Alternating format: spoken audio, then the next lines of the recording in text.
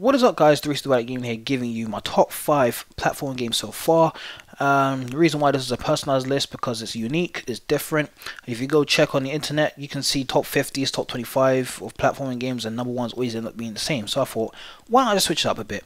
So without further ado, let's start with number 5. Number 5 of this list is a game that recently snuck on, which is Psychonauts. I recently just bought this game on Steam, got it for about £1.50. I did not feel robbed. 14 hours of gameplay, and I felt like I should have paid the full price at the time. This game's amazing. It has great characters, it has great gameplay assets. If you want to learn about like a character, if you're inside their head, all you're gonna have to do is just punch these vault boxes and read through these like little sideshows, and you can gather a story yourself. It has the right amount of humor for both adult and children, and all in all, it's a great game. I applaud Double Fine Studios for making such a good game, and you know, I'm ashamed that it's so underrated. Number 4 in this list is a game I've been playing many times, and I still play up to this day. It's Kirby's first ever game, which is Kirby Adventure on the Game Boy.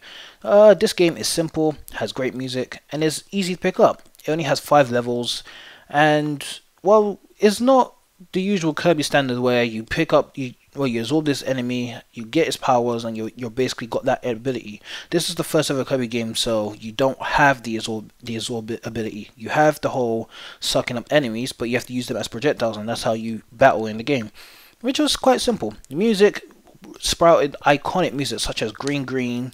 Is it called Green Green? I think, yeah, it was the iconic Kirby theme, which is Green Green, which you hear about throughout all the Kirby series.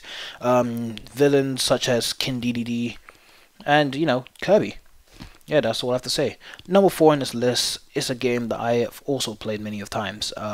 This is Jak and Daxter: The Precursor's Legacy. Reason why I like this game is because this game is fun. I like the main character, and this game has sort of a Mario 64 kind of style gameplay, because throughout the whole game you're collecting all these power cells, and each area has a number of power cells to collect.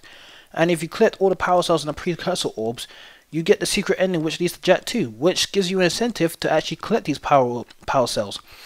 Also, to add on to this game has many different gameplay elements. It has obviously the Jak elements. You have 3 ways of jumping. You have normal jump, double jump, and the rolling thunder jump. You also have his animal companion, not Daxter, but there's an animal where it helps you float across high gaps. And there's also the bike element where you get to do little bike arenas and go from one area to another. Yeah, I felt that was one of the greatest games I've played on the PS2 in terms of platformers. Yeah, that's what I felt. Number 2 on the list is a game that I've been playing many of times, as well as the other 2 games. I've only played Psychonauts once. Is Sonic Advance on the GBA. This is another game that blew me out of the water. Like, when people say associate Sonic, you associate with speed, and what Sega did with this game is did the right things, because you know, this game is full of speed, it's full of action, it's got great music, great level design. The only problem is where the hell the Chaos Emerald's launcher pad was, but if you're not looking for those, you're gonna have a great time. If you're gonna look for those, well, best of luck to you. Number 1 on this game is it's not pretty obvious, but it's pretty obvious who the person is. It's a Mario game, and it's my first ever GBA game, which is Super Mario World on the GBA. This is the remake of Super Mario World on the SNES, but this one comes with Super Mario Bros. I played this game a lot as a kid. Ironically, I swapped it for Sonic Advance, because my friend had Sonic Advance and he wanted to play Mario Worlds, and I wanted to play Sonic Advance, so I swapped it.